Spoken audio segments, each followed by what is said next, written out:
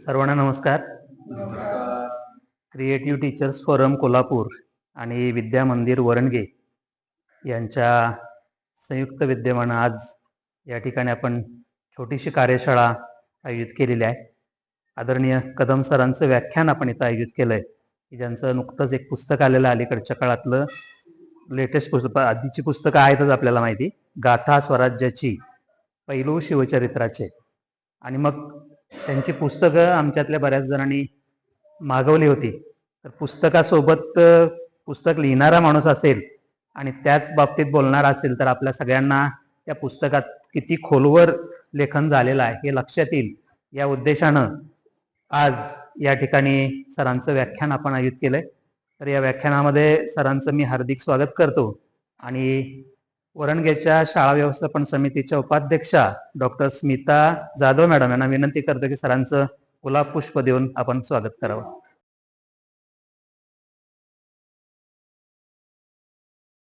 सरांना बऱ्याच जणांनी ऐकलंय, अगोदर खूप वेळा चर्चा आपल्या झालेल्या आहेत. राजगड मोहिमेत जे होते ते तर कधी विसरणार नाहीत, अशी सरांच्यावर आमची मोहीम झाली. मुलांना माहीत असावून मी सांगतो, सर आपल्यासारख्याच एका प्राथमिक शाळेमध्ये अध्यापक होते, पहिलीच्या वर्गाचे ते शिक्षक होते. आणि सरांच्याकडून ऐकल्यानंतर आम्हाला अशी एक गोष्ट समजली की पहिलीच्या वर्गातल्या मुलांचं शुद्ध लेखन सरांचे जे होतं ते आज आमचंही नसावं कदाचित. म्हणजे त्या वर्गात शिकलेल्या मुलांना समोर लिहिलेला शब्द शुद्ध आहे की अशुद्ध आहे, बरोबर आहे की योग्य आहे, मुलांना कळायचं, मुलं इतरांना सांगायचे. तर असे पहिलीचे शिक्षक इतिहासाचा एवढा मोठा अभ्यास करतील असं वाटणार नाही आपल्याला, होय ना? तर सरांनी आजवर शिवाजी महाराजांच्या संपूर्ण जीवन चरित्राचा अभ्यास केलेला आहे. सरांना Shivaji Maharaj day to day पाठ आहेत. आणि मग सगळ्याच गोष्टी आपल्या सगळ्यांना शेअर करणं शक्य नाही म्हणून आम्ही मध्ये मध्ये जाऊन बसतो सरांच्याकडे आणि तास, 2 तास, 3 तास, 4 तास सहज गप्पा मारतो आणि गप्पांच्या ओघात आम्ही आमच्या सगळ्या प्रश्नांची उत्तरं सरांच्याकडनं काढून घेतो. तर सरांनाही कधी कंटाळा येत नाही. मोठमोठी व्याख्यान असतील, सभा असतील, अशा ठिकाणी सर उपस्थित राहतात, पण कुठले फॉर्मॅलिटीज त्यांना आवडत नाहीत.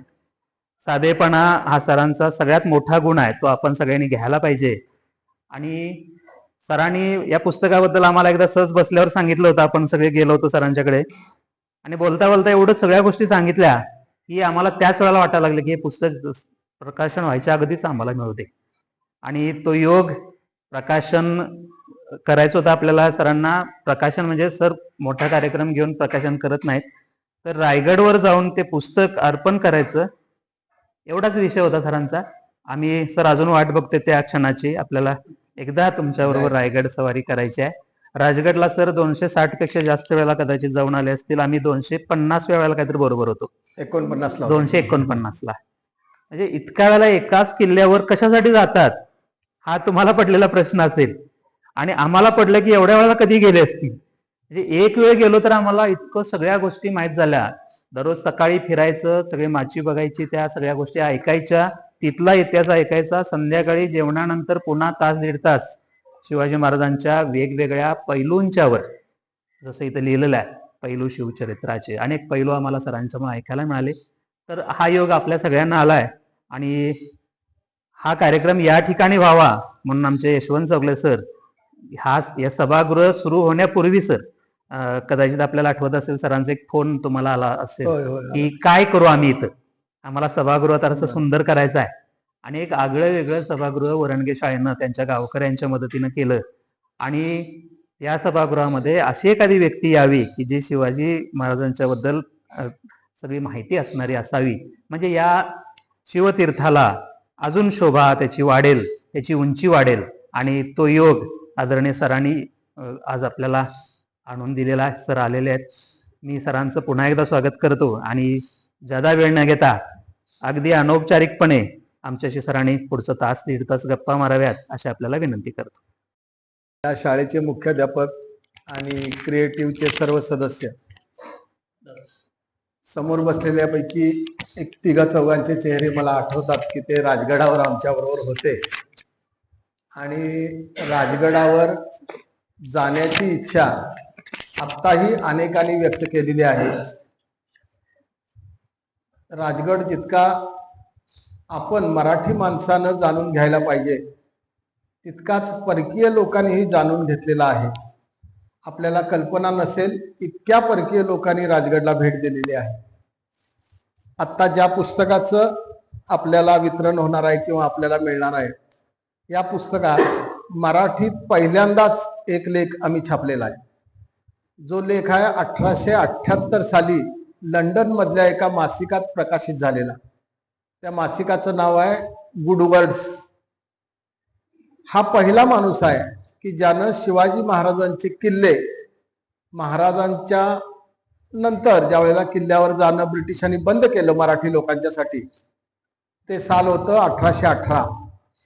कर्नल प्रॉथर नावाचा एक अधिकारी खास या कामावर नेमला होता ब्रिटिश ईस्ट इंडिया कंपनीनं, की शिवाजी महाराजांचे सगळे किल्ले नष्ट करायचे. पूर्ण नष्ट करणं शक्य नसेल तर त्याच्यावर जायच्या वाटा नष्ट करायच्या. तुम्ही ज्या तालुक्यात बसलेला आहात त्या तालुक्याच्या पन्हाळ्यावरची सुद्धा 4 दरवाजाची वाट ही कर्नल प्रॉथरनंच नष्ट केलेली आहे. त्याला राज्यभर एकच काम दिलं होतं एवढं. या माणसानं अनेक किल्ले उद्ध्वस्त केले, वाटा उद्ध्वस्त केल्या. त्यामुळं आणि मराठी माणसांना किल्ल्यावर जायला ब्रिटिश सरकारच्या राणीनं अधिकृत आदेश काढून बंदी घातली. तो आदेश पण आहे आपल्याकडं. का बंदी घातली तर सरकारचं असं मत होतं की इथल्या माणसाला किल्ल्यावर गेल्यानंतर शिवाजी महाराजांची आठवण होईल, शिवाजी महाराजांचा पराक्रम आठवेल, शिवाजी महाराजांनी अन्यायाविरुद्ध कसं आंदोलन केलं ते आठवेल, आणि मग ही माणसं त्यातून प्रेरणा घेऊन ब्रिटिश सरकारविरुद्ध, ब्रिटिश सत्तेविरुद्ध लढतील. त्यामुळं या लोकांचं जे स्फूर्ती केंद्र आहे तेच नष्ट करायचं, एवढ्या कारणासाठी त्यांनी किल्ले नष्ट केलेले आहेत.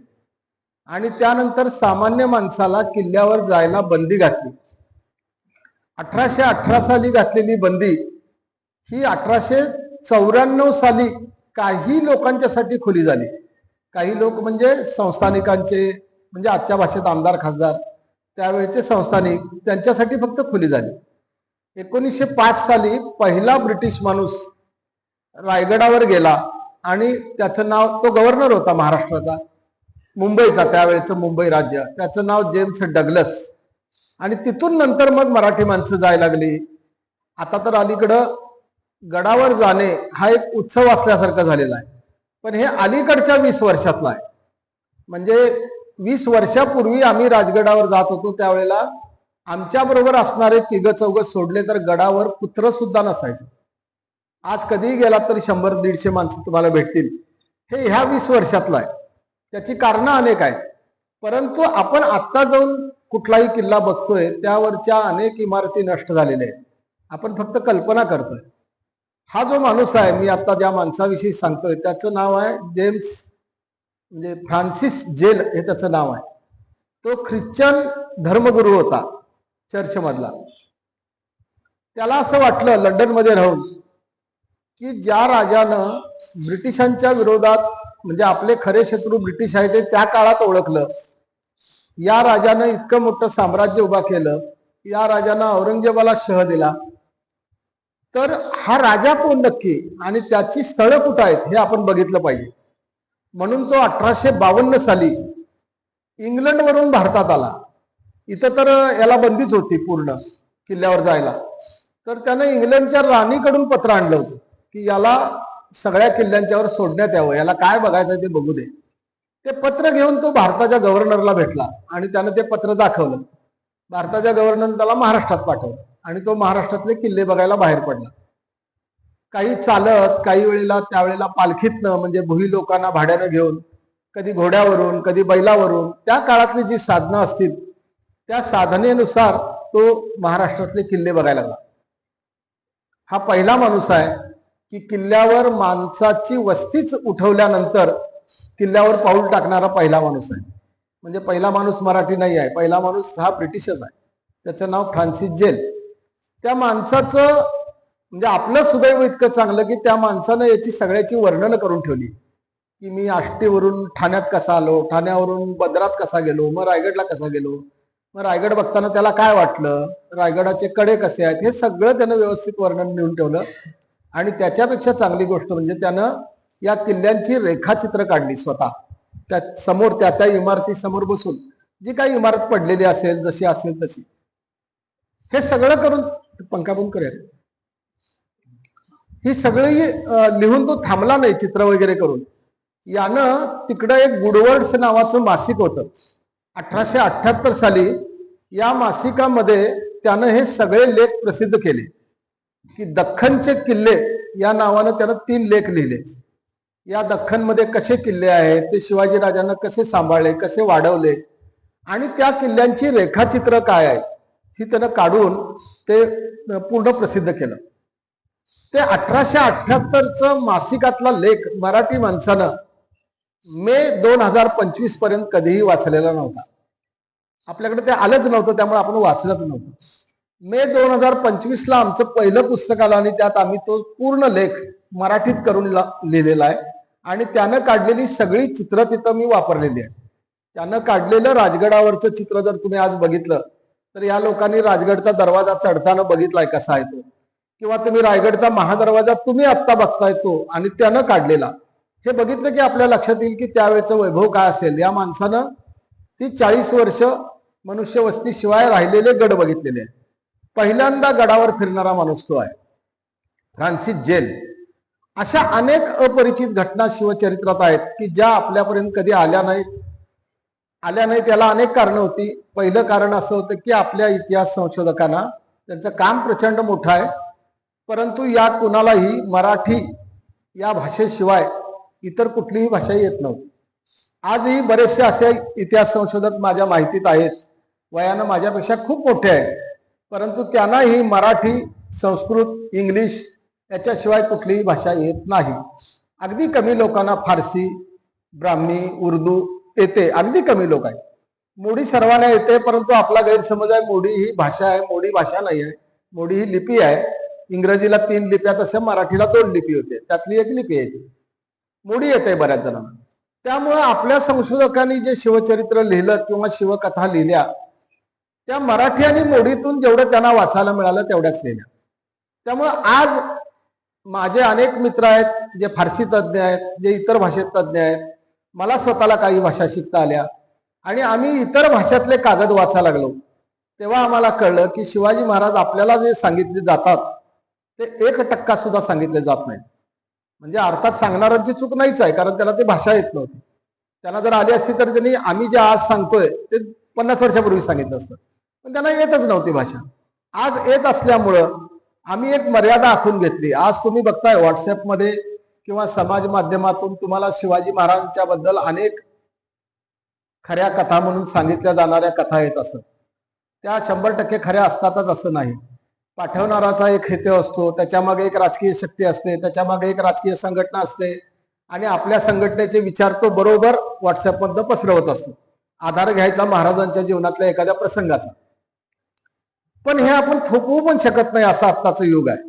तुम्ही कुणाला थांबवा म्हणून थांबवू शकत नाही आणि आपल्याला वाचायला वेळ नाही आहे. त्यामुळे आपण काय करतोय, अशा माध्यमातून येणारी माहिती ही 100% सत्य आहे असं समजून त्याच्यावर आपण आपली इतिहासाची मतं बनवतोय आणि मग आपण 2 धर्मात, 2 राज्यात, 2 गावात तेढ निर्माण होते, दंगल होते. या सगळ्याला सत्याचा आधार शून्य असतं, काहीच नसतं, कारण आपण वाचलेलंच काय नसते. कोणीतरी पाठवलेलं खरं आहे असं समजून आपण पुढे पाठवत असतो. एक साधी गोष्ट सांगतो तुम्हाला. व्हॉट्सअप तुम्ही सुरू केलं की सगळ्यात वर तुम्हाला एक सूचना येते, म्हणजे ते कसं फसवतात हे तुमच्या लक्षात येईल. तिथं असं सांगितलं जातं की व्हॉट्सअपवरचा कोणताही संदेश, कोणताही आवाज, कोणतंही चित्र व्हॉट्सअप सुद्धा बघू शकत नाही आणि तुम्ही त्याच्यावर लगेच विश्वास ठेवून टाकत असता. आता जर बघू शकत नसेल तर तुम्ही दुसरी बातमी ऐकायची की कोर्टात एखादा खून झालेला असतोय, तपास यंत्रणा चालू असते. तपास यंत्रणेकडून उज्ज्वल निकम कधीतरी सांगतात की त्याचे व्हॉट्सअपचे चॅट सगळे आम्ही शोधून काढले, त्यात ते दोघं एकमेकाशी असं बोलत होते, ते सापडलं. याचा अर्थ कोणीतरी बघत असतं, हे तुम्हाला लक्षात द्यायला पाहिजे. बघू शकत नाही असं सांगितलं जातंय आणि तुम्ही त्याच्यावर विश्वास ठेवताय. आपलं दुर्दैव असं आहे की शेजारी मित्रांनी सांगितलेल्या गोष्टीवर आपण विश्वास ठेवत नाही. आपण काहीतरी सांगितलं की आपण म्हणतोय ते काय सांगतात, त्यांना काय माहित असते असं म्हणतोय. जो माणूस तुम्हाला दिसतोय, समोर आहे, तुम्ही त्याच्या सहवासात वावरलाय, त्याच्यावर तुमचा विश्वास नाही. जे व्हॉट्सअप कुठं आहे माहित नाही तुम्हाला, त्याच्यावर विश्वास टाकून तुम्ही काहीही लिहित असताय आणि त्याच्या शब्दावर फक्त तुमचा विश्वास आहे की आम्ही बघत नाही. अरे बघत नाही तर तुम्हाला कळलं कसं काय आमचे संवाद? याचा अर्थ हे सगळं फसवणुकीचं जग आहे. आणि इतिहास हा अशाच माध्यमातून तुमच्या समोर आता आणला जातोय. त्यात सगळंच खरं असतंय असं नाही, सगळंच खोटं असतंय असंही नाही. प्रमाण कमी जास्त असतंय. ते ओळखण्याची आपली पात्रता नसते, कारण आपला तेवढा अभ्यास नसतोय. आत्ताच्या युगातलं सगळ्यात मोठं हत्यार हे इतिहास आहे, शिवाजी महाराजांचा, संभाजी महाराजांचा आणि कोणाचाही, की त्याचा हत्यार म्हणून उपयोग केला जातो एका अदृश्य शक्तीखंड. राजकीय अदृश्य शक्ती नव्हे, संघटना असतील, काही असतील, दोन्ही बाजूच्या, एकाच बाजूच्या नव्हे, दोन्ही बाजूच्या शक्ती त्याचा उपयोग करतात आणि सामान्य माणसाचं डोकं फिरवत असतात. म्हणून आम्ही असं ठरवलं की आपण असा इतिहास लोकांच्या समोर आणायचा की जो कागदावर असेल, ज्याचा कागद आपल्याला दाखवता येईल, ज्याच्या कागदावर शिवाजी महाराजांचे सही शिक्के असतील, आणि जी कागद सामान्य माणसाला बघायला सुद्धा मिळणार नाहीत, अशी कागद सुदैवानं आम्हाला बघायला मिळतात. आम्ही इतिहास परिषदेचे किंवा भारत इतिहास संशोधन मंडळाचे सदस्य आहे, त्यामुळे आम्हाला ती बघायला मिळतात, आम्ही ते हाताळतो. अशा कागदातला इतिहास लोकांसमोर आणायचा म्हणून हा पुस्तकाचा प्रयत्न केला. अपरिचित पैलू आपण ऐकतोय की लहानपणापासून शिक्षक आपल्याला 4थीचं पुस्तक शिकवतात, शिवाजी महाराजांचा इतिहास. बऱ्यापैकी लोकांनी त्याच्यानंतर आयुष्यात शिवाजी पुन्हा वाचलेला नसतो, पण 4थीच्या इतिहासावर तो आयुष्यभर जय भवानी जय शिवाजी करत तुम्हाला इतिहासाचे तज्ज्ञ म्हणून अभ्यास सांगत असतो. वाचलेलं असतंय काय तर 4थीचा एक इतिहासाचं पुस्तक, एवढंच. शिक्षक पण तेच करत असतात, बाहेरच्या समाजाचे नेते पण तेच करत असतात. मग यांचं एक वाक्य नेहमी असतंय की शिवाजी महाराजांनी शेतकऱ्यांसाठी भरपूर काय काय केलं, तो शेतकऱ्यांचा राजा होता.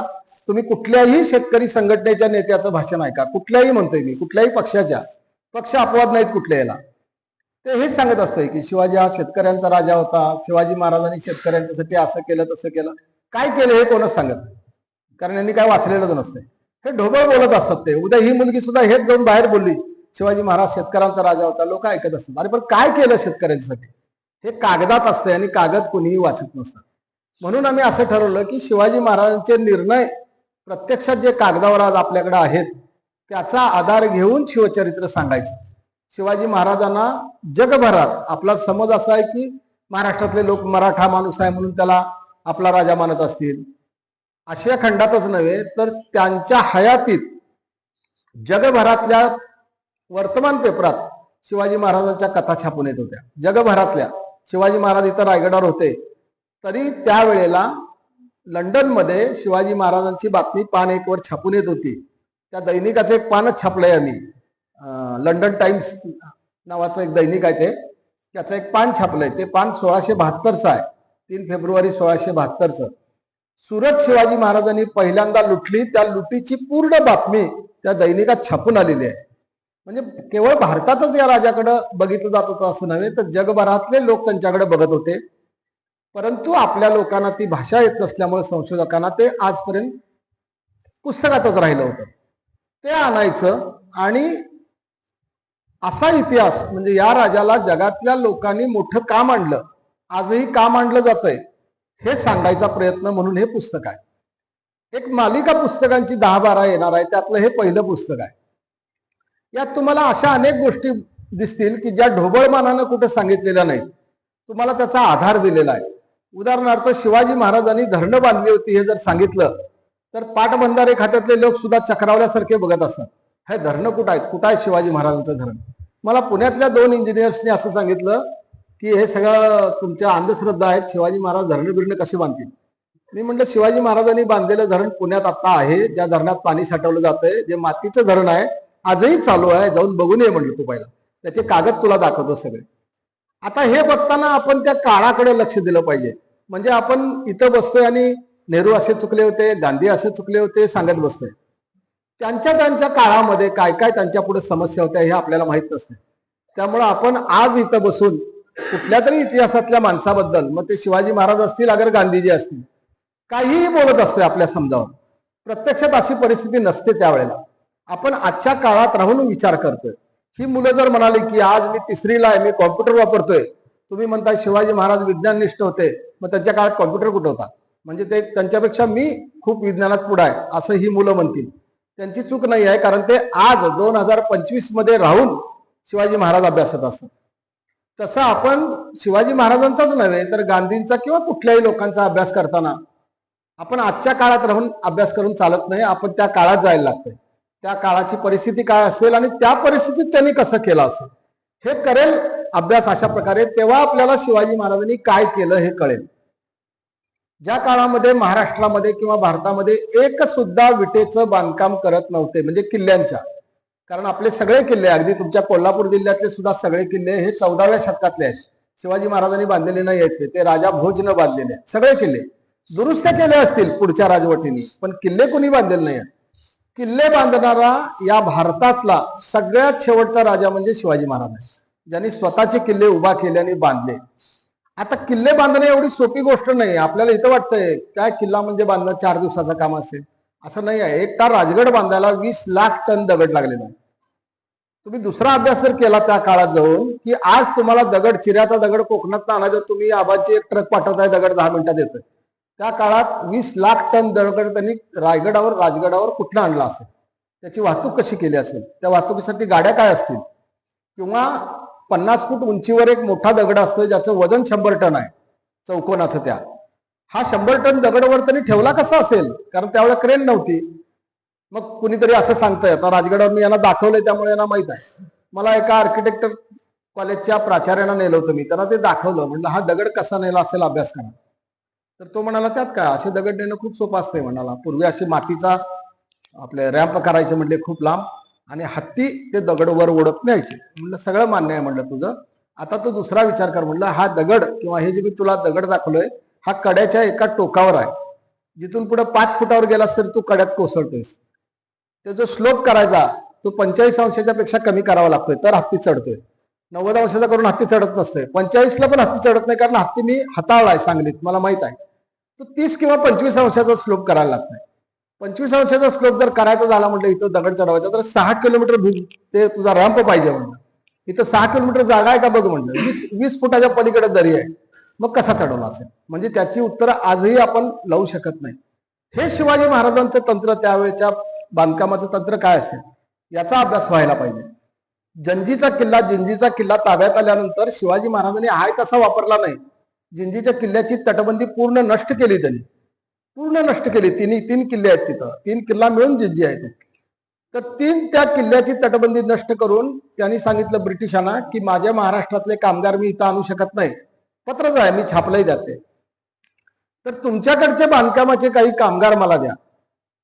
मग त्यांनी सांगितलं ठीक आहे देतो. तोपर्यंत ईस्ट इंडिया कंपनीनं त्याला उत्तर दिलं, तिथल्या गव्हर्नरला, त्याला अजिबात माणसं पुरवू नका, कारण तो माणसं पुरवून किल्ला उभा करेल. परत किल्ला उभा केल्यानंतर तो आपल्याशीच लढणार आहे, तर हे स्वतःची कबर तुम्ही कशाला खोदताय, असं म्हणून त्या गव्हर्नरला पत्र आलं की माणसं पुरवू नका. त्यानं कळवलं की मला माझ्या संस्थेनं सांगितलंय मी माणसं देऊ शकत नाही. शिवाजी महाराज म्हणजे ठीक आहे. तिथलेच त्यांनी पाळेगार वगैरे सामान्य माणसं गोळा केली. त्यांनी तो किल्ल्याची तटबंदी जिंजीच्या पूर्ण केली सगळी. ती पूर्ण करत असताना मार्टिन नावाचा तिथला जो गव्हर्नर होता, ज्यानं माणसं पुरवायची नकार दिला होता, त्या गव्हर्नरनं ईस्ट इंडिया कंपनीला कळवलं. आपल्याला पण नव्हे, म्हणजे आपल्याला कळवलं असतं तर आपण म्हणलं असतं की हे मोठेपणासाठी कळवलंय, आपल्याला काहीच नाही. तो त्यांचा दोघांचा पत्रव्यवहार आहे, इथला गव्हर्नर आणि ईस्ट इंडिया कंपनीचं संचालक मंडळ. त्या पत्रात त्यांना असं लिहिलंय की या माणसाला तुमच्या आदेशानुसार आम्ही माणसं पुरवली नाहीत, तरीही तो बांधकाम करत आहे. त्यानं केलेलं बांधकाम हे युरोपातल्या किल्ल्यांचं आपल्या इंजिनियरनी केलेल्या बांधकामापेक्षा 1000 पटींनी सरस आहे, असं गव्हर्नर लिहितोय तो आपल्या कंपनीला, की आपल्या युरोपात जे किल्ले आहेत त्याच्या 1000 पटीनं सरस किल्ले या माणसानं जिंजीचे उभा केलेले आहेत, आणि त्याच्या अडाणी लोकांच्याकडून उभा केलेले आहेत. मग शिवाजी महाराजांचं बांधकामाचं तंत्र काय असेल. आणि ही दोन्ही पत्र, अस्सल पत्र आता ईस्ट इंडिया कंपनीनं प्रकाशित केलेली आहेत, जे याच्यात छापलेले आहेत की शिवाजी महाराज 2 धर्मात तेढ लावण्याचे समोर आणण्यापेक्षा शिवाजी महाराजांचं बांधकाम, शिवाजी महाराजांनी शेतीसाठी केलेले प्रयोग हे सगळे लोकांच्या समोर आणले पाहिजे. त्या किल्ल्याची पत्र तर लावलीच, तशीच धरणाची पण लावली. पाटबंधारे योजना राबवलेल्या आहेत शिवाजी महाराजांनी. पाटबंधारे योजना लावून 2 धरणं लावलेली आहेत, बांधलेली आहेत. त्या एका धरणाबद्दल तर असं कोणीतरी सांगायला गेलो आपण, समजा आपली भक्ती विठ्ठलावर आहे आणि आपण काहीतरी चमत्कार विठ्ठलाचे सांगायला गेलो, तर लोक लगेच काय म्हणतात, ते काय विठ्ठलाचा भक्त आहे, तो आपल्या देवाचाच महती गाणार. असं शिवाजी महाराजांचं आपण सांगायला गेलो की पुढचे लोक म्हणतात तुम्ही काय मराठी माणसं आहे, महाराष्ट्रातले आहे, तुम्ही शिवाजींचंच कौतुक सांगणार. मग असं कुणी म्हणू नये म्हणून आम्ही त्यात आधार दिले आहेत. शिवाजी महाराजांचं एक पत्रच छापलंय त्यात, ज्या पत्रात शिवाजी महाराजांनी लिहिलंय, आता पुण्यामध्ये कॉन्टिनेंटल प्रकाशनाच्या मागे जो आंबील ओढा आहे, त्या आंबील ओढ्यावर बांधलेला एक बांधारा आहे. ते बांधारा म्हणजे त्या काळातलं धरण आहे. त्याचा उल्लेख त्यात दिलेला आहे की विजयनगरच्या त्या आंबील ओढ्यावर धरण बांधावे जेणेकरून लोकांना पाणी मिळेल, लोकांची सोय होईल. हे शिवाजी महाराजांनी लिहिलेलं आहे. आणि तरी धरणाच्या बांधकामाचा दिलेला आदेशच छापलाय तारखेसहित. म्हणजे ज्याला कोणाला बघायचं असेल हे पत्र खरं आहे का, तर ते तुम्ही मंडळात जाऊन बघू शकताय. ते आजही धरण आहे. फक्त आज ते आपल्याला लहान का वाटतंय, तर साधी गोष्ट आहे की त्यावेळची पुण्याची लोकसंख्या, त्या विजयनगर भागाची लोकसंख्या 200 ते 300 होती. त्या लोकांना जेवढं पाणी पुरवठा पाहिजे तेवढं धरण बांधलेलं आहे. ते आज तुम्ही जाऊन म्हणणार हे काय धरण आहे का, ते बरोबर आजच्या लोकांना ते पुरणार नाही. आज कोयना पण आपल्याला पुरत नाही मे महिन्यात, ते कुठं पुरणार आहे आपल्याला. त्या काळात जाऊन आपण विचार करायला पाहिजे. दुसरे म्हणजे तसे आदेश आहेत. आता आपण वाचतोय की एखाद्या उद्योगपतीला जर एखादा मॉल बांधायचा असेल किंवा एखादा उद्योग तुमच्या भागात आणायचा असेल, तर आपलं सरकार त्यांना मदत देतं की तुम्हाला वीज कमी दरानं देतो, तुम्हाला जागा MIDCतली देतो, तुम्हाला कामगार देतो, असं आपण सवलती देतोय. आपण लगेच म्हणतो की नाही नाही हे सगळं देश विकायला निघालेले आहेत. ही पूर्वापार सगळं जगभरातली पद्धत आहे. असं शिवाजी महाराजांनी पण दिलेलं आहे. रामनगर नावाची एक बाजारपेठ शिवाजी महाराजांनी वसवली. आज जिथं पुण्यातलं पाताळेश्वराचं देऊळ आहे तिथं जिजापूर नावाचं एक पूर्वी गाव होतं, आता त्याचं नाव बदललंय. ती एक बाजारपेठ वसवली. ती वसवल्याचे उल्लेख आहेत, पण कागदपत्र सापडतात ती रामनगरची. तर रामनगर नावाचं जे विदर्भात गाव आहे तिथं त्यांना बाजारपेठ वसवायची होती. शिवाजी महाराजांनी व्यापाऱ्यांना बोलवलं काही आणि त्यांना सांगितलं की तुम्ही माझ्या राज्यात व्यापारपेठ वसवा. तर व्यापारी म्हणाले नाही वसवत, म्हणजे कारण आम्ही तिकडं दुसरीकडं राज्यात येणार, इथं व्यापारपेठ वसवणार, तेवढं गिरायक नाही, तेवढं उत्पन्न नाही, आम्हाला काय मिळणार ह्याच्यातनं. शिवाय तुमचे कर आम्हाला द्यावे लागणार, घरपट्टी, पाणीपट्टी, व्यापार कर सगळे. आज जसं आपण व्यापाऱ्यांना सवलती देतोय तसं शिवाजी महाराजांनी व्यापारी सवलती दिलेल्या आहेत. तो पण छापलेला आहे त्यात. शिवाजी महाराजांनी त्या व्यापाऱ्यांना असं सांगितलंय, तुम्ही तिथं व्यापार वसवा, तुम्ही बाजारपेठ वसवा, तुम्हाला घरपट्टी पूर्ण माफ 12 वर्ष, पाणीपट्टी पूर्ण माफ, शिवाय व्यापारी म्हणून ते आम्ही तुम्हाला जकात बसवणार, ती जकातही तुम्हाला 12 वर्ष माफ करतो. पण माझ्या राज्यात तुम्ही या, माझ्या राज्यातला व्यापार वाढला पाहिजे. व्यापार वाढला तर माझा सरकारचा खजिना वाढणार आहे. तर मी नुसतं काय लुटून राज्य चालवत नव्हते ते, तर ते खजिना वाढणार, मग माझ्या प्रदेशाचा विकास होईल, माझ्या लोकांचा विकास होईल. हे त्यांनी त्या काळात केलेलं आहे. रामनगर आजही आहे गाव, त्याच नावानं आहे. बाजारपेठ वसवल्याचे त्यात दाखले. अशा अनेक शिवचरित्रातल्या गोष्टी आहेत की ज्या आपल्याला माहित नाहीत किंवा आपल्याला माहित व्हायला पाहिजे. उदाहरणार्थ समजा एक गोष्ट यात लिहिली नाही जी आम्ही पुढच्या पुस्तकात लिहिणार आहे, लिहिली नाही याचं कारण पण तेच आहे की आम्हाला अर्धी माहिती आता हातात आहे, अजून आम्ही कागद शोधा लागलोय पुढची काय झाली. एक कल्पना करा की आता पाठ्यपुस्तक छापलं जात आहे, असं मराठीतलं पुस्तक रायगडावर छापलं गेलं असतं तर, शिवाजी महाराज हयात असताना रायगडावर जर पुस्तकं छापली गेली असती तर काय झालं असतं. याचा अर्थ रायगडावर छापखाना असायला पाहिजे होता. तर तसा छापखाना भारतात होता, गोव्याला होता. 1536 साली पहिलं पुस्तक छापलं गेलं शिळा पेशवर गोव्यामध्ये, ख्रिस्तपुराण नावाचं. ते आहे आता, मिळते आता, ते रिपीट झालंय. म्हणजे छापखान्याची कला होती. आणि महाराज इतके चौकस होते की गोव्यात असं कागदावर पुस्तक छापलं जातं हे त्यांना कळलं होतं. तर ते त्याच्या शोधात असावेत. हे कशावरून आपण सांगतोय, तर एक पत्र असं सापडलेलं आहे की मुंबईमध्ये एक छापखान्याचं मशीन खराब झालं आणि त्या व्यापाऱ्याला ते दुरुस्त करता येत नव्हतं, कारण भारतात दुरुस्तीच होत नव्हती त्या मशीनची. आणि ते लंडनला न्यावं लागणार होतं दुरुस्तीला किंवा विकावं लागणार होतं. त्या व्यापाऱ्याची ती परिस्थिती नव्हती, बँकेचं कर्ज होतं तुझ्या. म्हणून त्यांनी सांगितलं की त्याचा लिलाव करा आणि त्या मशीनचा लिलाव जाहीर केला गेला, छपाई मशीनचा. आता विचार करा, मुंबई शिवाजी महाराजांच्याकडे कधीच नव्हती, मुंबईचं राज्य कधीच नव्हतं. ते इकडं आपलं रायगड, पुणे या जिल्ह्यात होते. आजच्या महाराष्ट्रातल्या 3 जिल्ह्यात त्यांचं राज्य होतं. राजा किती चौकस असेल तर राजाला हे कळलं.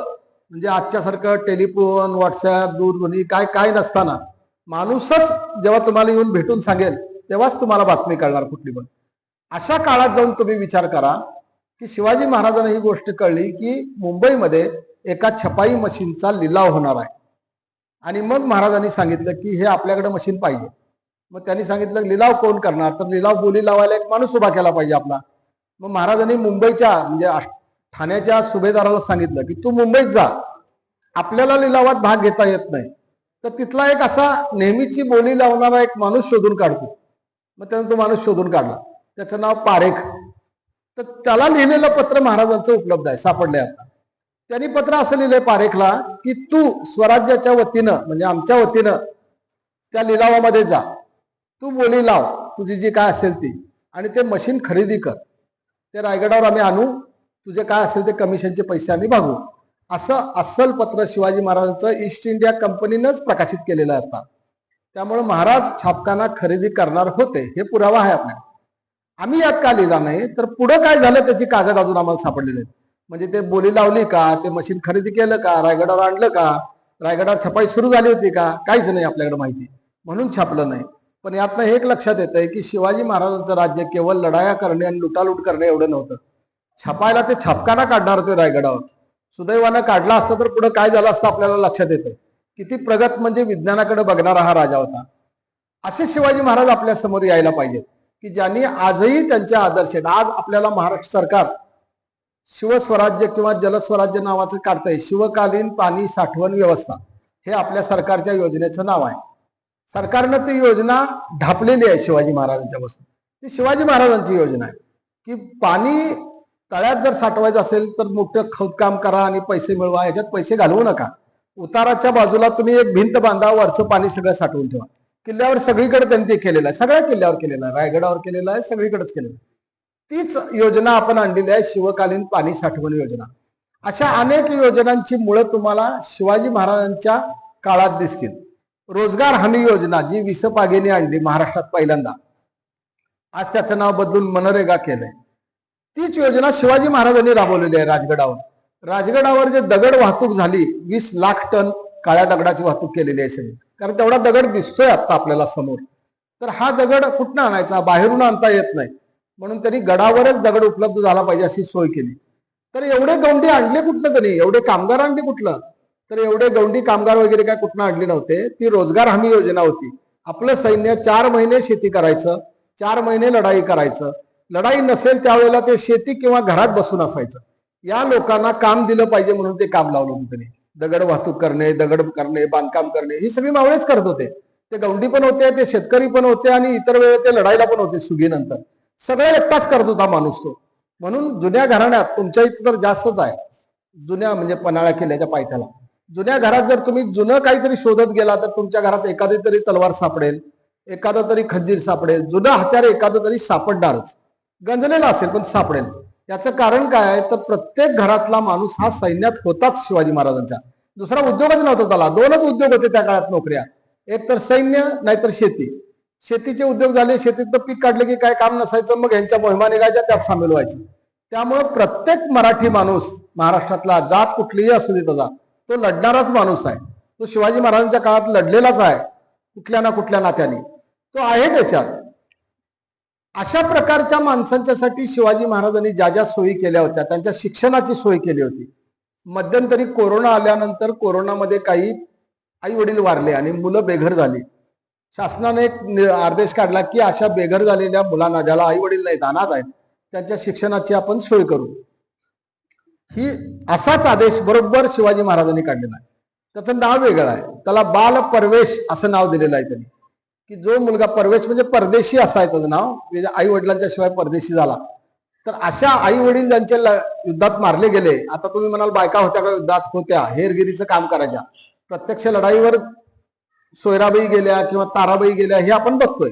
त्याच्या आधीच असतं, जिजाबाईंनी 2 वेळेला लढाईवर जाण्याचा प्रयत्न केला. एकदा लढाई जिंकली रांगण्या किल्ल्यावरची, पण त्याची चित्र पुरावे उपलब्ध नाहीत. परंतु त्यावेळेच्या बायका सैन्यात होत्या याचा पुरावा आहे हेरगिरीच्या.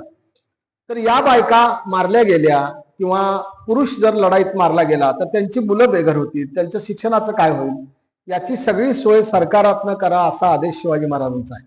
म्हणजे ते नुसते लढाई करणारे राजे नव्हते, तर आजच्या भाषेत लोकशाही पद्धतीनं राज्य चालवणारा तो राजा होता. दुसरी गोष्ट, आता आपण बघतोय की आजचं सरकार साहित्य, संस्कृती या सगळ्याला मदत करत असतंय.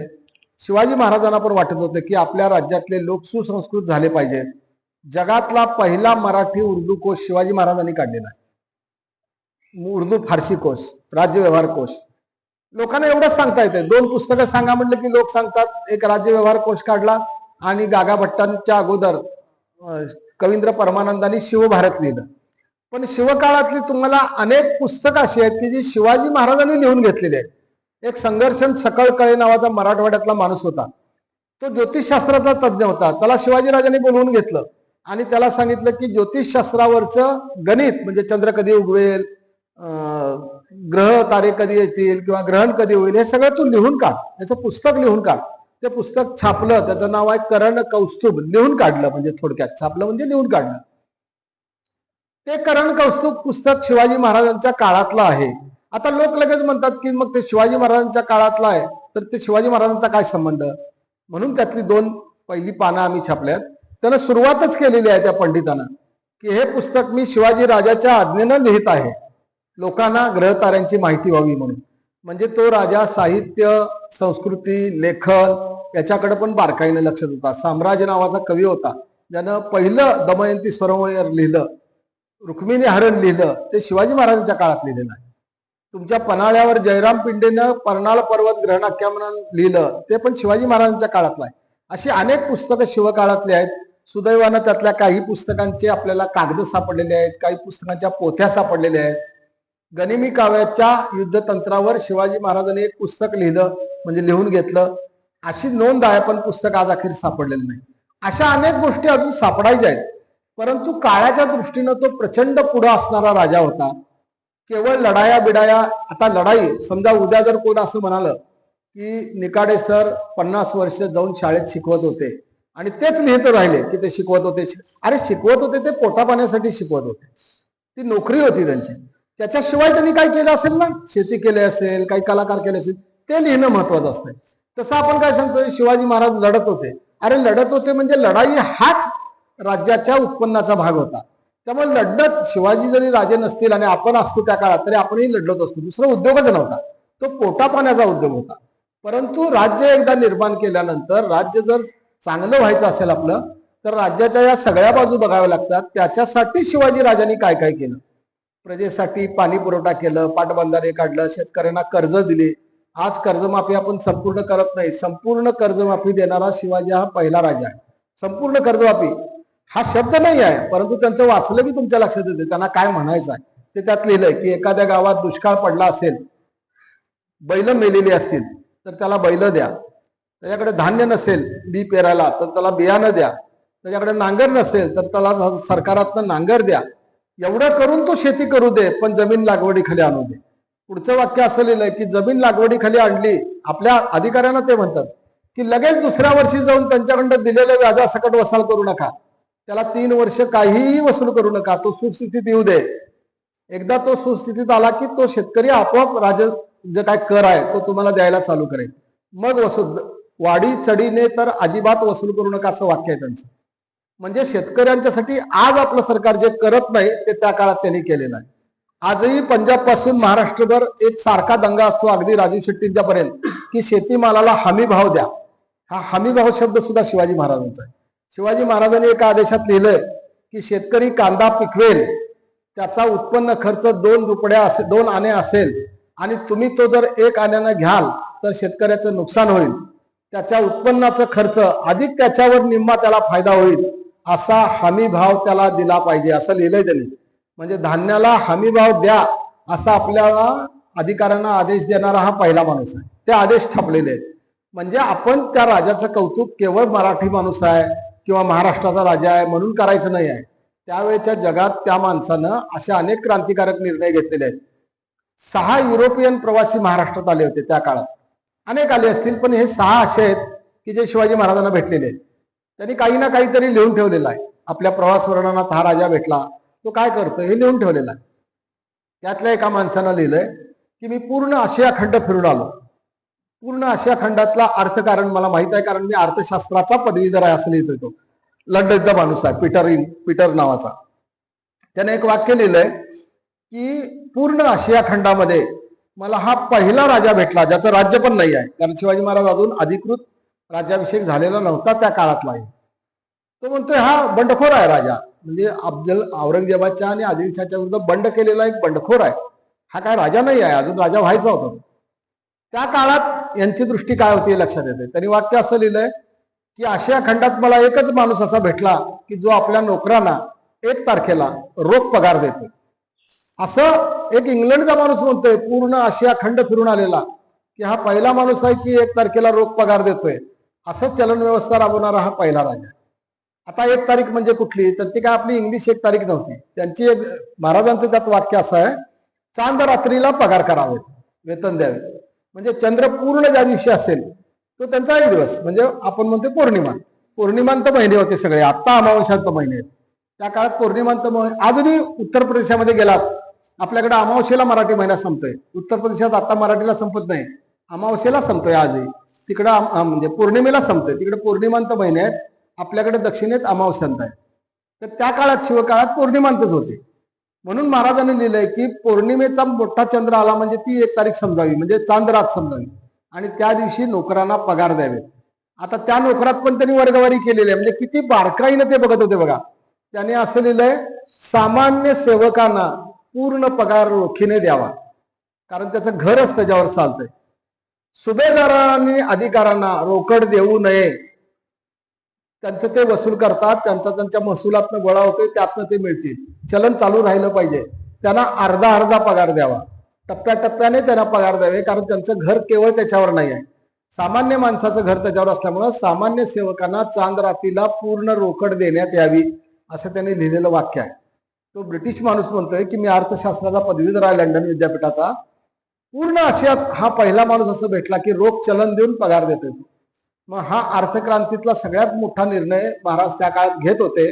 त्यांचं शिक्षण कुठं झालं होतं, ते कुठं शिकले होते, शाळा होत्या का, त्यांनी काय काय शिकलं होतं. आता काही लोक कल्पनेनं कथा कादंबऱ्या लिहितात की शिवाजी महाराजांना बालपणी वेद, रामायण, महाभारत शिकवलं होतं. यातली चूक मोठी आहे, तुमच्या लक्षात येत नाही काय होती. अगदी 1857 18व्या शतकामध्ये 19व्या शतकापर्यंत वेद सामान्य माणसाला बघायला पण मिळत नव्हते. वाचायची तर गोष्ट लांबचीच आहे, आता आपण बघतोय हाताळतोय ही गोष्ट वेगळी. 57 पर्यंत वेद तुम्हाला बघायला मिळत नव्हते, कसलं पान आहे. तो जो कोण सांगेल वेदात असं लिहिलंय त्याच्यावर तुम्ही विश्वास ठेवायचा आणि करायचं. शिवाजी राजे झाले 74 साली. बालपणी काय ते राजे नव्हते, एका जागीरदाराचा मुलगा होता.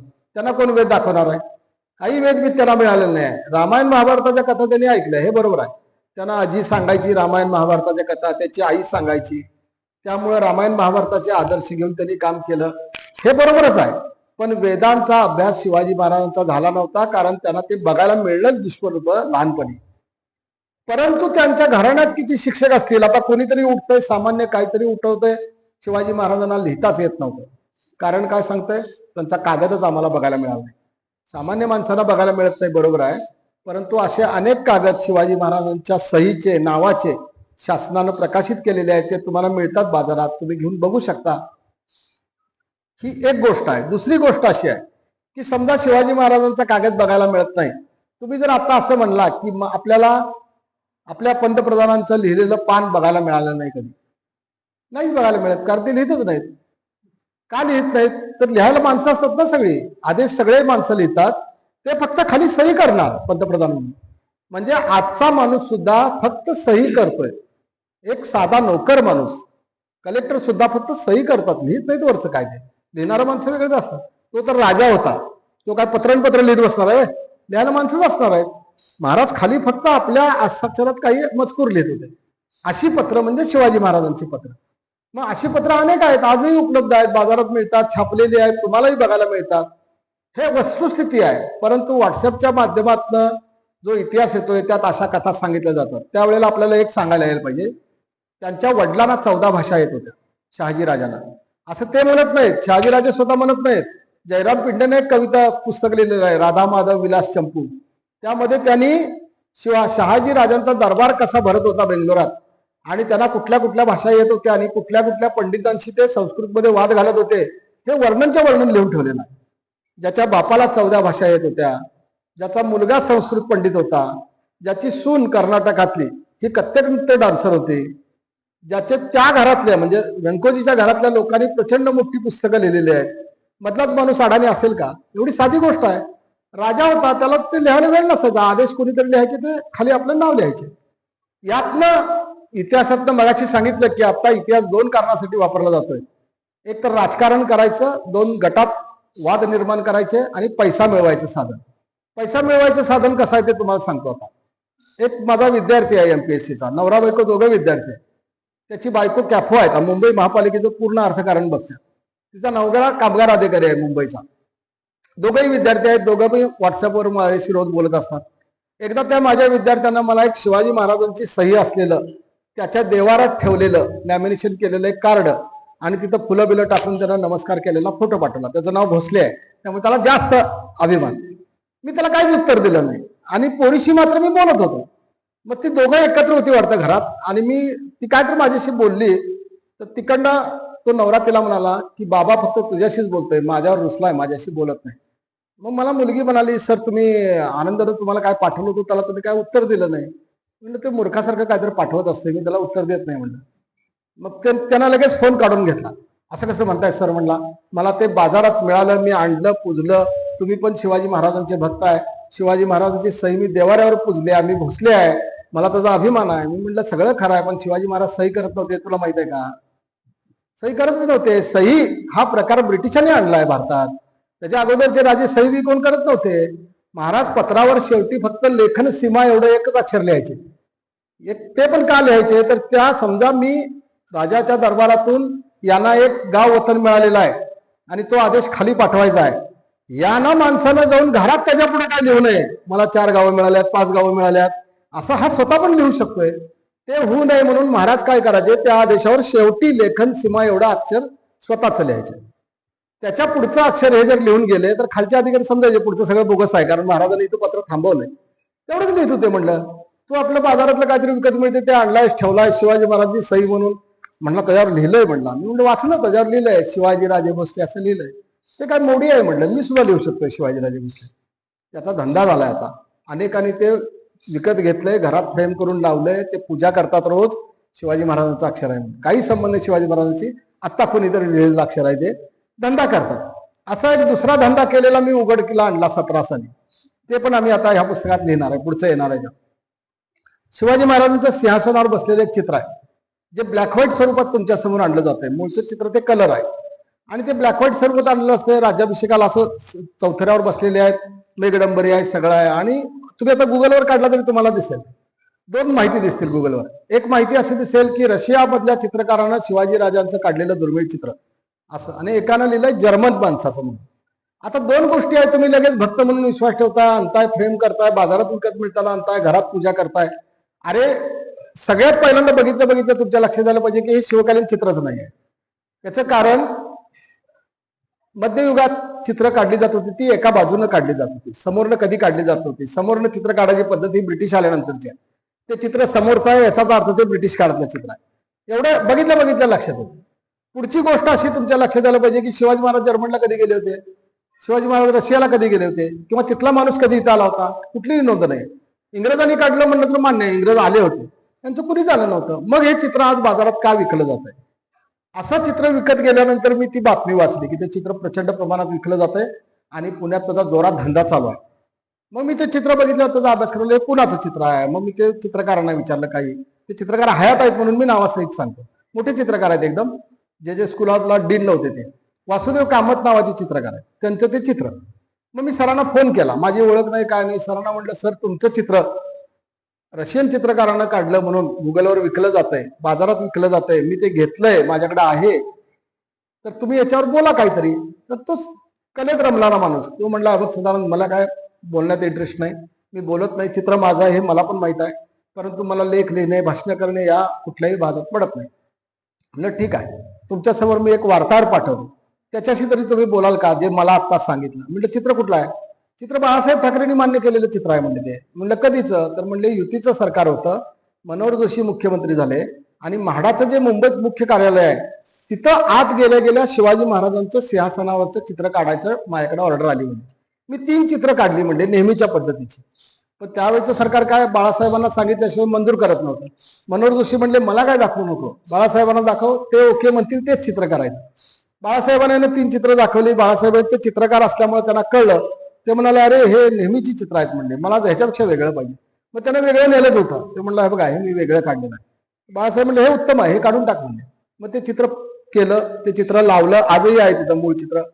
त्याच्या खाली पाठी पण आहे, चित्रकार कोण, मुख्यमंत्री कोण, उद्घाटन कोण केलं, बाळासाहेब ठाकरे, सगळं बोर्ड सहित आहे सगळं. मी म्हटलं सर एवढं सगळं आहे, म्हणलं हे सांगा की तुम्ही प्रेसला की ते चित्र बोगस आहे म्हणून. नाही मला ते प्रसिद्धी विषयी पडत नाही. ठीक आहे म्हणलं, मी तुम्हाला माणूस पाठवतो, त्याच्या समोर बोला. मग मी लोकसत्ताच्या माझ्या मित्राला फोन केला, तू जा वासुदेव कामतकडं, ते सांगतील ते ऐक आणि त्याची बातमी कर. त्यानं लोकसत्ताला पान एकला मोठी बातमी केली, शिवाजी महाराजांच्या बोगस चित्राचा व्यापार म्हणून. आणि ते सगळं लिहिलं, ते म्हाडाचं मूळ चित्र, त्याच्या खालची ती पाटी बाळासाहेब ठाकरेंचं सगळं लावलं. लोकप्रभानं त्याच्यावर स्वतंत्र अंक काढला, 9 पानं माझ्याकडे लिहून घेतली. असा व्यवहार आजही चालू आहे. आजही अनेक जणांच्या घरात मी गेल्यावर ते चित्र बघतोय, खाली लिहिलेलं असतंय रशियन कलाकारानं काढलेलं शिवाजी महाराजांचं चित्र. आणि ते भक्तच असतात ज्यांनी घरात लावलं ते त्याला नमस्कार करत असतात. आणि ते बोगसला कशाला करताय तुम्ही चित्र? अशा बोगस कथा शिवाजी महाराजांच्या नावावर अनेक खपवल्या गेलेल्या आहेत. चित्र खपवतात, नाणी खपवतात. नाणी तर आत्ता तयार करतात आणि तुम्हाला खपवतात ते शिवकालीन नाणं आहे म्हणून. ते नाणं बघितलं की लक्षात येते शिवकालीन नाणी नाही. एक तर माझ्याकडे शिवकालीन अस्सल नाणे आहेत, मला माहित आहे. ते 300 वर्ष मातीखाली झिजल्यावर ते किती राहिलं असेल. तुमच्याकडचं नाणं एकदम ताजं दिसतंय, बघितल्यावर कळतंय की हे टांगसाळीतलं नाणं नाही, हे तयार केलेलं आहे. पण लोक घेतात विकत, कारण व्यापार केलेला आहे. इतिहास हा विकला जातोय. आता काहीही विकायचं, काहीही सांगायचं, एक मोठी मालिका. तर अशा सगळ्या ह्याच्यातून जे आज समाजात शिवचरित्र येतंय ते खऱ्या शिवाजी महाराजांचं मोठेपणा सांगणार नाही आहे, कमीपणा आणणार आहे त्यांना. म्हणून खरे शिवाजी महाराजच इतके मोठे आहेत की तुम्हाला अशा काल्पनिक कथा रचायची गरजच नाही आहे. उदाहरणार्थ बघा, तुम्ही सूर्याला असं म्हणताय का हा किती प्रकाशमान आहे, किती उजेड टाकतोय? आता तुम्ही म्हणायची गरज नाही, सगळ्या जगाला माहित आहे ते उजेडवान आहे. तसं शिवाजी महाराज मोठे होते, तुम्ही सांगायची गरजच नाही आहे काल्पनिक कथा रचून. तेच इतके मोठे आहेत की त्यांच्या जवळपास आताच कोण गेलेलं नाही आहे. तुम्ही आहे त्या कथा लोकांच्या समोर ठेवा, लोक ठरवू देत ते हिंदुत्वाचे होते का निधर्मीवादी होते का पुरोगामी होते, लोक ठरवू देत ना त्यांच्या कार्यातनं. तुम्ही तुमचे विचार मांडू नका. आज पुस्तकं लिहिली जातात ती काहीतरी विचार अगोदर डोक्यात असते त्यांच्या, की या पुस्तकातनं आम्हाला काय वाचकांच्यात भिनवायचं आहे, आणि मग लिहिली जातात. आम्ही वेगळेपणा असं करायला लागलो आता या मालिकेतनं, की कागदातले शिवाजी आम्ही तुमच्या समोर ठेवतोय. आम्ही कुठेही वाक्य त्यात लिहिणार नाही की ते या विचाराचे आहेत का ह्या विचाराचे आहेत. तुमचं तुम्ही वाचून ठरवायचे आहे. तुम्हाला वाटलं पुरोगामी आहे, पुरोगामी म्हणून पूजा. तुम्हाला वाटलं हिंदुत्व आहेत, हिंदुत्व. तुम्हाला काय करायचं तुम्ही करा. आम्ही फक्त तुमच्या समोर कागदातल्या गोष्टी ठेवायला, आणि कागदातल्याच गोष्टी इतक्या मोठ्या आहेत की ज्या गोष्टी आपल्याला माहित नाहीत. शिवाजी महाराजांनी जहाज बांधायचा कारखाना काढायचा ठरवलं, आणि आपल्या इकडं दुर्गाडी नावाचा किल्ला आहे ठाण्याच्या पुढे गेल्यानंतर, त्या दुर्गाडीला कल्याण जवळच्या बंदराला जवळ त्यांनी किल्ला जहाज बांधायची. आपल्याकडे बांधायला येत नव्हती जहाज. बांधणारे लोक फक्त पोर्तुगीज होते भारतात त्यावेळेला. शिवाजी महाराजांनी गोव्याच्या व्हाईसरायला पत्र लिहिलं की मला एक 400 कामगार द्या, ज्यांचा मी पगार भागवेल, आणि मला बोटी तयार करायच्या आहेत. त्यानेही दिलं, कारण ते व्यापारी माणसं होते. त्यांनी 400 कामगार दिले. त्याचा मुख्य इंजिनियर आणि त्याचा मुलगा सगळं ते सूत्र बघत होते. 400 कामगार आले, काम सुरू झालं. काम सुरू झाल्यानंतर आपल्या राजानं त्यांच्या हाताखाली जे आपले कामगार पाहिजे होते ती मुख्य माणसं होती 400, आणि त्यांच्या हाताखाली आपले सुतार लोहार सगळे काम करणार. शिवाजी महाराजांनी आपल्या सैन्यातले माणसं काही दिली, आणि आपल्या माणसांना दिलेली एक आज्ञा आहे. म्हणजे हा राजा किती दूरदृष्टीचा होता हे तुमच्या लक्षात येईल. या माणसानं आपल्या सैनिकांना आज्ञा दिलेली की तुम्ही सगळे त्यांच्याकडे काम करायचं आहे, पण मुके म्हणून काम करायचं. तुम्ही एकही शब्द बोलायचा नाही त्यांच्याशी. त्यांनी काय विचारलं सांगायचं नाही, त्यांची काय जेवला का खाल्ला का हे सुद्धा बोलायचं. तुम्ही मुखी माणसं आहे असं समजून तुम्ही त्यांच्याकडे काम करायचं आहे. फक्त तुमचे डोळे आणि कान चालू ठेवायचे.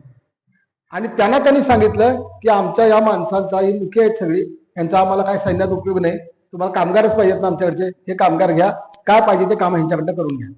काम सुरू झालं.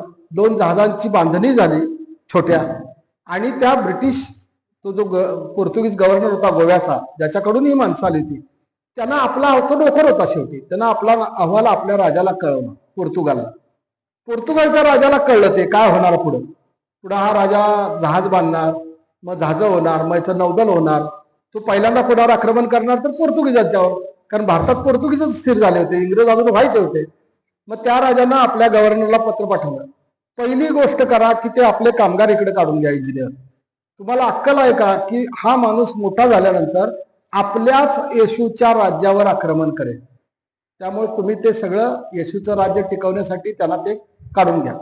या राजानं लगेच आदेश पाठवला. आता आदेश नुसता ये म्हणून सांगून चालणार नव्हतं, कारण हा पैसे घेऊन गेला होता तिथं. त्यामुळे मी तेवढे पैसे देतो असं कॉन्ट्रॅक्ट घेतलं होतं. मग यानं धार्मिकतेला लिहिलं त्या पत्रात की तू ख्रिश्चन आहेस, तू ज्याची सेवा करतोस तो आपल्या धर्माचा शत्रू आहे. उद्या जर हे राज्य मोठं झालं आरमार तर तो आपल्याच धर्मावर येणार आहे. मग आपलं राज्य बुडणार, मग आपल्या येशूला वाईट वाटणार, मग आपला येशू तुला स्वर्गात जागा देणार नाही, कारण तू ख्रिश्चन आहेस आणि शत्रूला बळ देतोयस. त्यामुळे तुला धर्माची शपथ आहे, तू सगळ्या त्या नोकऱ्या सोडून ये. ही दोन पिता पुत्र आपल्या 400 लोकांना घेऊन एका रात्रीत गेलेले न महाराजांना सांगता. जहाजं तर अर्धवट बांधून पडली होती, एक दोन झाली होती. आपल्या सुभेदारानं महाराजांना ही सगळी गोष्ट पत्रानं कळवली. ती पत्र आहेत त्यात की असं असं झालेलं आहे, ती माणसं सोडून गेलेली आहेत. महाराजांनी दुसरं पत्र त्याला दिलंय, काही काळजी करू नका, जी 400 माणसं दिलेली आहेत ती 400 माणसं ह्याच कारणासाठी दिली होती की त्यांनी सगळं शिकलेलं आहे, कसं बांधायचं बोललेलं आहे, ते बोलतात सगळे, त्यांच्याकडनं काम करून घे. आणि ती माणसं लगेच आपली काम करायला लागली. जहाज उभा राहिलं.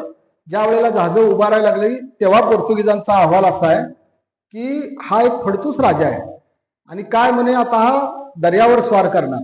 त्याच्या बाप जन्मात त्यांनी जहाज चालवलं होतं का, आणि तो आता जहाज बांधायला लागलाय, काय होणार आहे असं कर्मणूक करणार एक पत्र लिहिलंय. ज्या गव्हर्नरनं हे पत्र आपल्या राजाला कळवलंय त्याच गव्हर्नरचं 20 वर्षानंतरचं पत्र आम्ही मुद्दाम छापलंय. म्हणजे 20 वर्षात महाराजांनी काय केलं तुमच्या लक्षात येईल. जो गव्हर्नर 20 वर्षापूर्वी म्हणतोय की या राजाला समुद्र पर्यटनाला काडीचा संबंध नाही, त्याच्या बाप जन्मात कोण समुद्रात गेलं नाही, हा आता आरमार उभा करून आमच्यावर जिंकणार म्हणतोय, ही एक गमतीशीर गोष्ट आहे असं त्यानं पत्रात लिहिलेला माणूस 20 वर्षानंतर 20 वर्षात महाराजांनी आरमाराचं काय केलं तुमच्या लक्षात येईल. तो असं लिहितोय पोर्तुगलच्या राजाला, सध्याच्या जगात आम्हाला फक्त एकाच गोष्टीची भीती आहे, शिवाजीचा आरमार कधीही गोव्यावर स्वार होईल आणि आम्ही सुपडा साफ होऊ, या आरमाराची आम्हाला भीती वाटते. तोच गव्हर्नर आहे 20 वर्षानंतर. मग 20 वर्षात महाराजांनी जे आरमार निर्माण केलं ते किती मोठं असेल, तरी काय काय केलं असेल. त्या आरमारानं बसरूरची स्वारी केली, स्वतः महाराज त्या स्वारीत होते बसरूरच्या, त्यांनी ते जिंकलं. आता हे सगळं जे केलं हे अंधश्रद्धेच्या विरोधात केलं. मराठी माणूस जात नव्हता, हिंदू माणूस, कारण समुद्रात गेले की तुम्हाला धर्म बुडवला म्हणून तुम्हाला बहिष्कृत केलं जायचं. शिवाजी महाराज म्हणले मी बहिष्कृत केलं तरी चालेल, मला आरमार उभा करायचा. त्यांनी आरमार उभा केलं. आज जे आरमार आहे महाराष्ट्राचं भारताचं ते शिवाजी महाराजांनी स्थापन केलेलं. आता हे जेवढी मोठेपणाची गोष्ट आहे तेवढी आपल्या चुका पण आपल्याला माहित पाहिजेत, म्हणून शेवटचं प्रकरण त्यात लिहिलंय आम्ही. हे जे आरमार मोठं झालं ते शेवटी कान्होजी आंग्रेच्या ताब्यात आलं.